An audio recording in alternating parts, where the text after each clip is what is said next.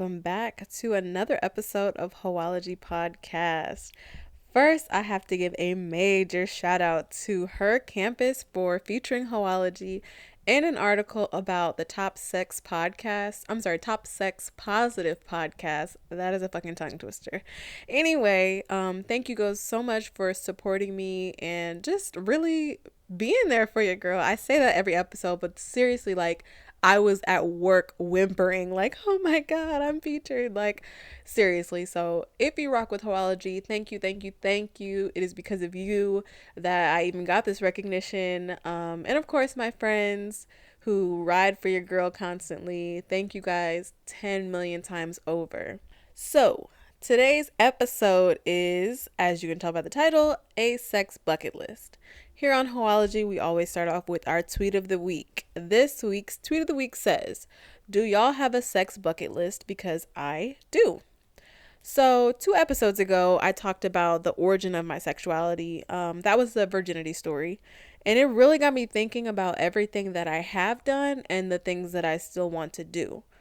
You know, first of all, when people hear I have a podcast called Hoeology, their first thought is to either roll their eyes or just assume that I'm out here in these streets. And I might be in these streets, but I'm also might not be.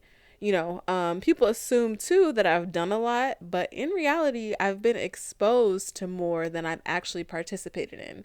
And that just eats me alive. No, I'm just fucking with you. But, the door is definitely open for me to just explore more stuff and just try shit, right? I'm young, I'm single, like, why not?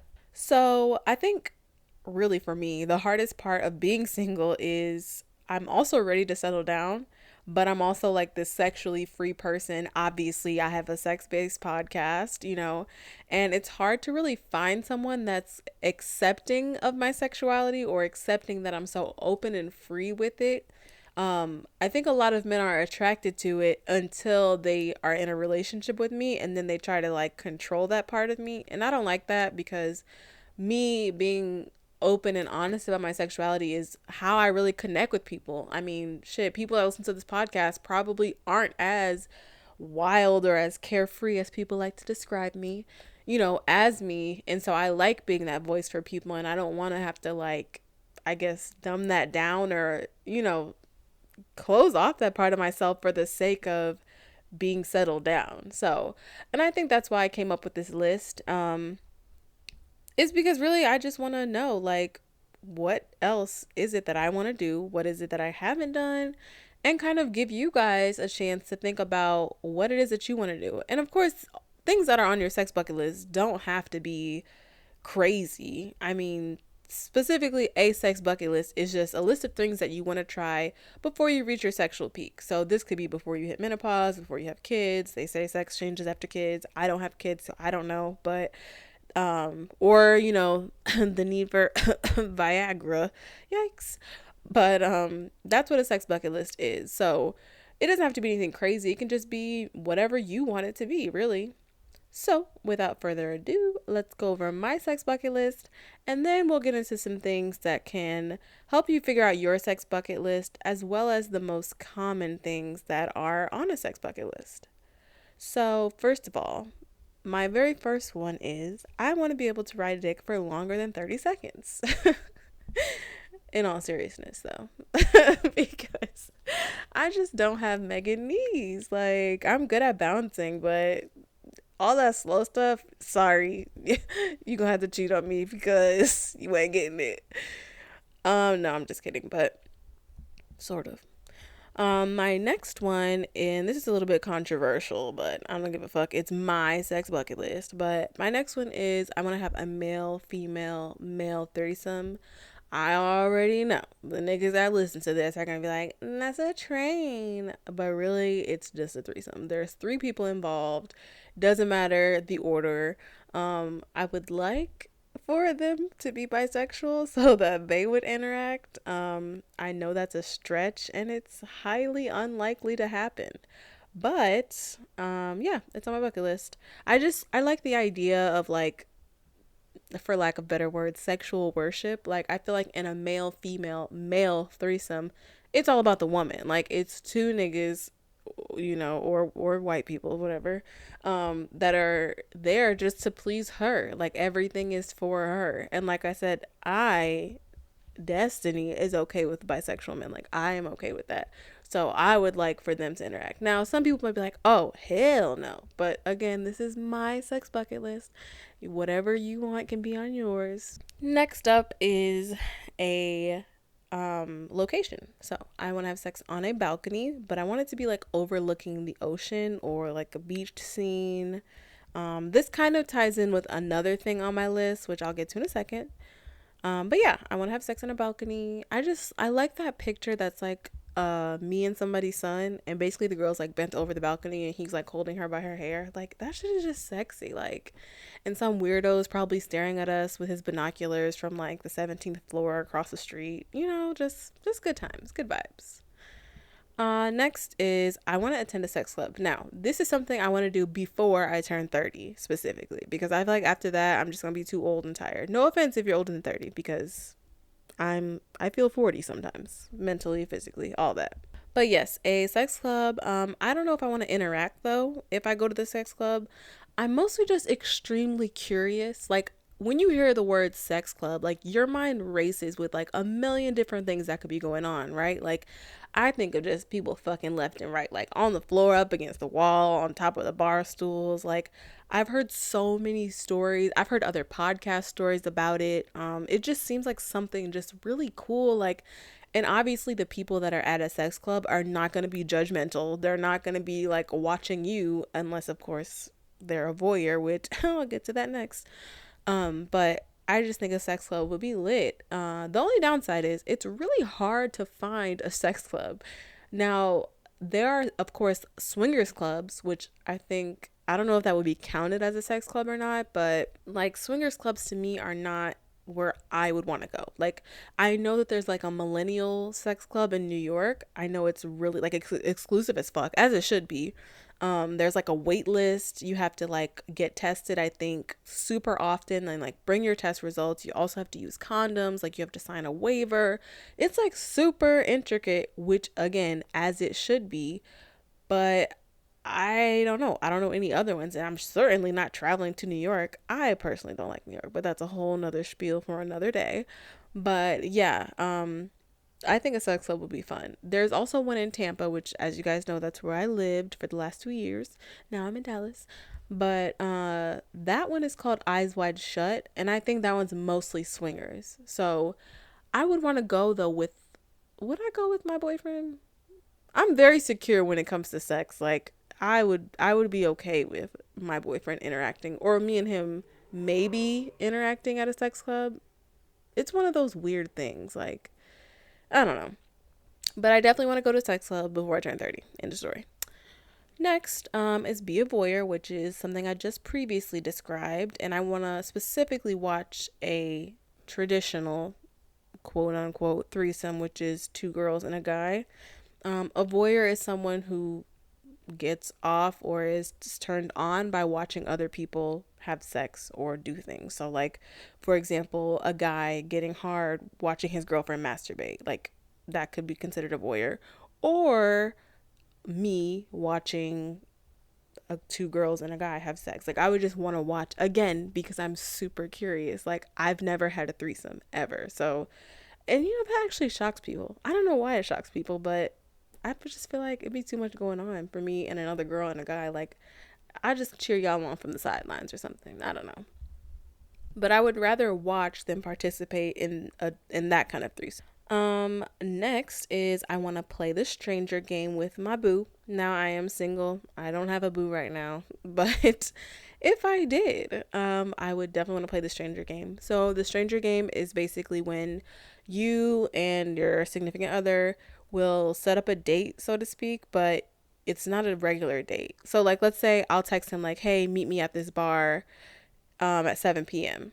So he's not going to know what I'm wearing. He's not going to come up to me when he gets to the bar. Like, he's going to flirt with other girls. I'm going to flirt with other guys. Like, get a number or something. You're not actually going to go through with sleeping with other people. But basically, then they try to pick you up. So, like, they walk over to you, might buy you a drink, spit game. Like, you're going to act like you're strangers. Like, it's pretty self-explanatory. But I think that's just such a turn on. Like, I'm watching you flirt with other girls, like, you know, you still got it, but at the end of the day, you're about to come over here and work your magic and get me to go home with you. And then it's like safe, obviously, because you know that person, it's who you're dating. Like, I just think it would be fun. I don't know. It's kind of like role play, but in public.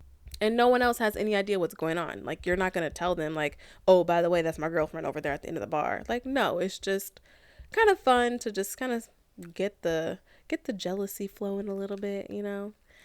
Next is I want to have sex on ecstasy. Now, if you know me, you know that I don't smoke, I don't do drugs for real. I might eat an edible, like, allegedly, if I'm in pain or something, but I've never done pills. I've talked to you guys about it, but I've done coke before, and that's about it. Oh, shrooms. I did shrooms once. Okay, that's it for real. But yeah, ecstasy I hear is like wild. Like, I just hear it enhances like all your senses, all the feeling, like, and I just want to experience that. Like, I've had drunk sex. It's not fun because you're kind of like spinning, and I don't like that. And you can't suck dick when you're trying not to throw up. Like, it's just not gonna work. And then high sex, I hate it because first of all, everyone's mouth is dry. So you definitely ain't giving no sloppy toppy with cotton mouth. Next, it's like you're not even present, like you're not even aware of what's going on. And yeah, it feels like, I would say my senses are heightened, but I wouldn't say it feels like, oh God, like this is the best way to have sex. I need to always have sex like this. Like, no, I could definitely do without high sex. Maybe it's also because I'm not like a smoker, but with ecstasy, I'm down for that. Like, maybe just like a half. Isn't Drake says all the time, like, she took a half one? That's what I'm about. Give me a half and let's go have sex. And hope to God that I remember it. Next is I want to attend a clothing optional sex resort. So they have sex clubs. They also have sex resorts. I bet y'all are probably like, what the hell be going on in this world? It's a lot of crazy shit out there. But this seems cool. So actually my mom is the one that told me about this. This is crazy, right? So my mom went to a place in Jamaica called Hedonism. Google it right now. Unless you're driving, don't Google it if you're driving. Google it when you get home. But hedonism is a clothing optional, they call it, so that it's legal. A clothing optional resort. When my mom went, she went with a group of her girlfriends. She said basically like they have a clothing side and they have a clothing optional side where really it's just naked. And basically when you're on the naked side, you can do whatever, wherever. Like she said, people in the hot tub were fucking, like people were on the beach chairs fucking, like it didn't matter. But she said it was fun. I'm like, I'm for that. Like, I don't gotta wear no clothes. I already don't like wearing clothes. I can have sex with my mans in public. Boom, back to voyeurism. I can just watch people have sex. Boom, back to voyeurism again. Like, it's lit. It's lit. And I'm in Jamaica. Come on. Come on. So yeah, definitely want to attend a clothing optional resort. I don't know. I think there's more outside of Jamaica, of course. Like, I know they have them in Europe. But I think a lot of places, like, I know there's one in Vegas because my friend told me about it that he went. I don't know about any other places though. I need to do some research on that. But, and last on my list is I definitely want to have sex with a celebrity. Y'all know Daniel from Insecure? That's who I want it to be. Like, you can nut in me, get me pregnant, leave me with the baby, all of that. It's worth it to experience that dick. That scene with him and Issa, y'all know what I'm talking about? In the recording booth. Oh, honey. He was hitting from the side. I was like, yeah, he know what he doing. He know what he doing. So that's all I'm about. Okay.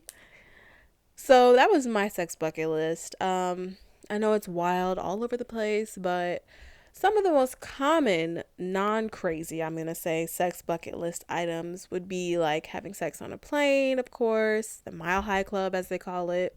Having a threesome, I think that is like the most like number one thing on people's bucket list. again, that's on my bucket list, but I'm not interested in the traditional threesome. I want two men to just worship this pussy. Next would be doing anal. I actually get a lot of questions about doing anal. I'm probably gonna make an episode or like a mini episode about it, like how to go about it if you're interested in it, because I swear to you guys, that's the question I get the most. It's like, have you ever done anal? Okay, well, like, how did you do it? And then I tell them, and I never know if they went through with it or not. So I'm gonna do an episode and just leave it up to y'all. Next is, of course, being a voyeur or like a cuckold, like a guy watching his wife, usually it is, have sex. Recording. Oh my God. Everybody, I would say all my vanilla friends, that's like on their bucket list. Like, I want to record. Girl, if you don't pull out your phone and hide your face, it's fine. It's fine. I promise. And last one would be having sex with the same sex. I think that's on a lot of women's bucket list. It might be on some men's bucket list too, and that is perfectly okay. It's your sex bucket list. Nobody gotta know but you. Um, but I definitely think a lot of women want to have like a girl on girl experience, you know. But, and I've told you guys about my lesbian experience. Let's not go there again. So I've told you guys about mine. I've given you some hints on how to create your own sex bucket list. Really just think of things you want to try, think of things you've seen, read about. Reading erotica material is so helpful. Like, it can really just, you can be like, wow, I didn't even know that was a thing. Like, watching your spouse masturbate, that could be on your sex bucket list. It doesn't have to be like, I want 10 niggas to run a train on me and me swallow their cum like bukkake. It don't gotta be all that. It can be something simple, just whatever makes you happy or whatever makes you interested. Um, Take some from the common sex bucket list items if you're not sure, or you don't even have to have a sex bucket list. You can just live vicariously through me, and I'll let you know if I check something off. But as I said, I'm single and trying to mingle, but not really because I got too much shit going on.